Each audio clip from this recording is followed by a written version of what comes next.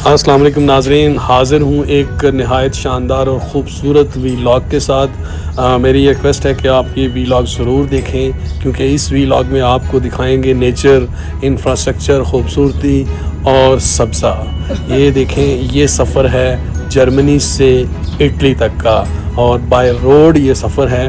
آپ کو سڑک کے دونوں طرف آنے والے خوبصورت مناظر دکھائے جائیں گے، آپ کو بھرپور نالج دیا جائے گا اور جغرافی بتائی جائے گی۔ جرمنی بیسیکلی بہت خوبصورت ملک ہے، اس کا انفراسٹرکچر بہت مضبوط ہے اور اس کا نظام بہت مربوط ہے۔ جرمنی کے شہر آگسبرگ سے ہم نے یہ سفر شروع کیا اور ہم سوئس چینل سے ہوتے ہوئے اٹلی میں جانے کا ارادہ رکھتے تھے۔ بڑا خوبصورت سفر، شروع سے ہی ہمیں یہ خوبصورت مناظر دیکھنے کو آئے۔ ویسے بھی یہ جو صوبہ ہے یہ بہت خوبصورت ہے، پہاڑی صوبہ ہے اور گرینری اور نیچر اس میں بھرپور اپنے رنگ دکھاتی ہے۔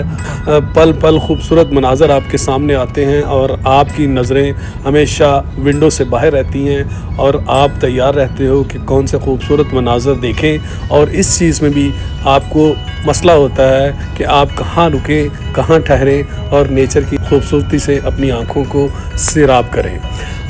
یہ سفر ہم نے شروع کیا تقریباً دن کے 2 بجے، اور روانہ ہوتے ہی مجھے اندازہ ہو گیا کہ یہ سفر انتہائی دلکش اور خوبصورت ہونے جا رہا ہے۔ اس سفر میں میرے ساتھ تھے، یا میں اس سفر میں ساتھ تھا شمس عارف کے، جو کہ جرمنی میں ہی مقیم ہے، میرا پرانا اور اولڈ اسٹوڈنٹ ہے، بہت فرما بردار بچہ، جس نے بڑی محبت سے مجھے آگسبرگ آنے کی دعوت دی، اور پھر مجھے یہ سفر جو کہ آگسبرگ سے اٹلی تک کا ہے اس کی آفر کی، جس کو میں کبھی نہ ٹھکرا سکا، کیونکہ یہ سفر واقعی بڑا خوبصورت ہونے جا رہا تھا، اور ہم جرمنی، پھر آسٹریا، پھر سوئٹزرلینڈ اور پھر اٹلی جا رہے تھے۔ تو ایک ہی جھٹکے میں اتنے ممالک کی سرزمین ٹچ کرنا، یہ بھی ایک الگ سے ہی منفرد بات تھی۔ رستے کی ان خوبصورتیوں اور رعنائیوں سے لطف اندوز ہوتے ہوئے جلد ہی ہم آسٹریا کے بارڈر کے پاس پہنچ گئے۔ یہ تقریباً 2 گھنٹے کا سفر تھا، اور اس 2 گھنٹے میں ہم نے خوبصورتی دیکھی، اور یہ ہم پہنچ گئے آسٹریا کے بارڈر پر۔ اور یہ وہ روایتی بارڈر نہیں ہے، یہ یہاں پہ صرف مجھے ایک پولیس والا نظر آیا ہے، اور ہم اس کے بعد داخل ہو گئے جرمنی سے آسٹریا میں، یعنی پتہ ہی نہیں چلتا کہ ہم کسی دوسرے ملک میں داخل ہو گئے ہیں۔ اس طرح کی بارڈر سیکیورٹی ہے، اس طرح کے انتظامات ہیں، اس طرح کا نظام ہے یورپ میں۔ تو ہم آسٹریا میں داخل ہو گئے، وہاں پہ بارش شروع تھی، موسم مزید سہانا ہو گیا، اور بارشیں یقیناً ان ملکوں میں زحمت کا باعث نہیں بنتی، کیونکہ اس کی وجہ سے نہ تو کیچڑ پیدا ہوتا ہے اور نہ ہی ہوا میں آلودگی پیدا ہوتی ہے، بلکہ دھلا ہوا موسم مزید دھل جاتا ہے۔ جلد ہی ہمارے دائیں طرف ہمیں نظر آنا شروع ہو گئی کانسٹنٹ لیک، جس کو بودن سی کہا جاتا ہے۔ یہ یورپ کی تقریباً سب سے بڑی لیک ہے، بہت وسیع، بہت خوبصورت، صاف شفاف لیک ہے۔ اس کا نظام ہم دکھائیں گے آپ کو، کیونکہ یہ لیک واقعی دیکھنے کے قابل تھی، اور ہم یہاں پہ اسپیشل رکے تاکہ اس لیک کو دیکھا جا سکے۔ اس لیک میں بہت انفرادیت تھی، بہت خوبصورتی تھی۔ یہ کافی دیر اس کے ساتھ ہم نے ٹریول کیا، اور جہاں اس کی جیٹی بنی ہوئی ہے، جہاں پہ اس کو دیکھنے کے لیے اسپیشل مقام بنا ہے، وہاں ہم نے گاڑی کی پارکنگ تلاش کی، اور پھر ہم اس لیک کے کنارے اترے، جہاں پر منتظر تھا ایک خوبصورت، انتہائی خوبصورت منظر، اور وہ منظر تھا اس لیک کا، جس کو جرمن لینگویج میں بودنزی کہا جاتا ہے، دا لیک کانسٹینس۔ یہ اتنی خوبصورت اور وسیع جھیل ہے کہ یہاں پہ گھنٹوں رک کر نظارہ کرنے کو، دیکھنے کو دل کرتا ہے۔ اگر آپ کا منہ جھیل کی طرف ہو تو آپ کھڑے ہو آسٹریا میں، آپ کے دائیں طرف یہ جھیل ٹچ کر رہی ہے جرمنی کو، اور بائیں طرف اس کا ساحل ہے سوئٹزرلینڈ میں۔ 3 ملکوں کی سرحدوں کو یہ جھیل ٹچ کر رہی ہے۔ ماؤنٹین ایلپس، جو آپ نے سنا ہوگا، یورپ کا بہت بڑا پہاڑی سلسلہ، جو کہ تقریباً 1200 کلومیٹر کا ماؤنٹین رینج ہے، اور یورپ کے 8 ملکوں سے گزرتا ہے، فرانس سے لے کے سلوینیا تک جاتا ہے۔ اس ماؤنٹین کے بالکل نیچے ناردرن حصے میں یہ جھیل واقع ہے۔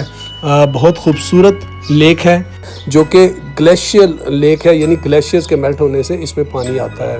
یہ وسیع و عریض لیک، یہ سامنے آپ کو سوئٹزرلینڈ کا بارڈر نظر آ رہا ہے، سوئٹزرلینڈ کا حصہ ہے، یہاں پہ یہ سوئٹزرلینڈ کو ٹچ کرتی ہے، اور یہ یہاں پہ میرے پیچھے یہ آپ کو جو بلڈنگز نظر آ رہی ہیں، جو علاقہ نظر آ رہا ہے، یہ برگنز کا علاقہ ہے، آسٹریا کا علاقہ ہے، اور رائٹ سائڈ پہ جیسے کہ ہم جرمنی سے آئے ہیں تو رائٹ سائڈ پہ ہم جرمنی سے آسٹریا میں داخل ہوئے ہیں۔ جھیل کا پانی نہایت صاف، شفاف اور گرینش پانی ہے، جس میں نہانے کو خواہ دل کرتا ہے۔ سائن بورڈ لگے ہوئے ہیں کہ اس میں سوئم کرنا منع ہے، لیکن وہ خاص اوقات میں ہے، جبکہ نہانے کے خاص انتظامات کیے گئے ہیں جھیل میں۔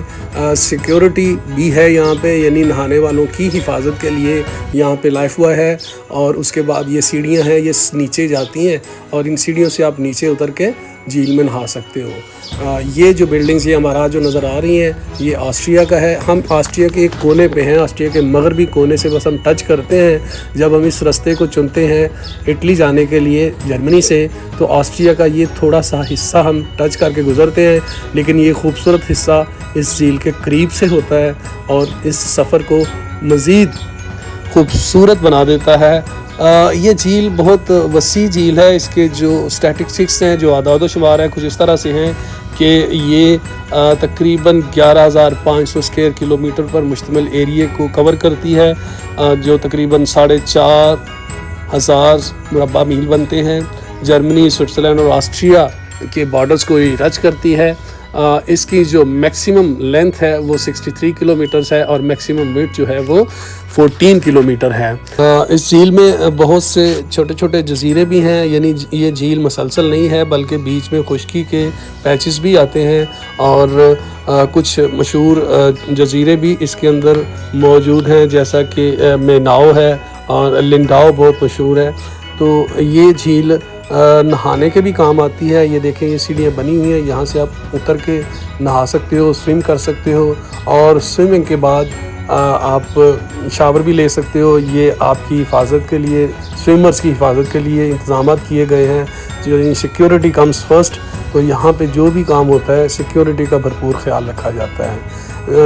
جھیل کا سبزی مائل یہ پانی دعوت تیراکی دے رہا تھا، اور میں جو کہ پہلے ہی تیراکی کا بہت بڑا فین ہوں، ہابی ہے میری سوئمنگ، میرا دل کر رہا تھا کہ میں بھی جمپ کروں، لیکن پھر میں موقع کی نزاکت کے مطابق میں نے اس چیز سے پرہیز کیا۔ یہاں پہ یہ بھی آپ کو بتا دوں کہ اس کے ساتھ ساتھ ایک ریلوے ٹریک بھی چلتا ہے، ٹرام سے چلتی ہے، چھوٹی ٹرین یہاں پہ چلتی ہے، اور یہ جھیل کے ساتھ ساتھ ہے۔ اب جھیل میں جب نیچے اترتے ہو تو چھوٹا سا ایک انٹرنس ہے، اور وہاں پہ بھی ایک گیٹ سا لگا ہوا ہے، اس گیٹ سے گزر کے آپ جھیل کے آگے جاتے ہو جیٹی پہ، اور جیٹی پہ جا کے آپ آگے جا کے اس جھیل کا نظارہ کر سکتے ہو، اور اگر آپ کے پاس وقت ہے، موقع ہے، تو آپ سوئم بھی کر سکتے ہو۔ اس کے ساتھ ہی اس ویلاگ کے اس حصے کو ختم کرتے ہیں، کیونکہ طوالت بوریت پیدا کرتی ہے، تو میں نے اس سفر کو 2 حصوں میں تقسیم کیا ہے۔ اگلا خوبصورت سوئٹزرلینڈ کا حصہ اگلے حصے میں پیش کیا جائے گا۔ Stay connected.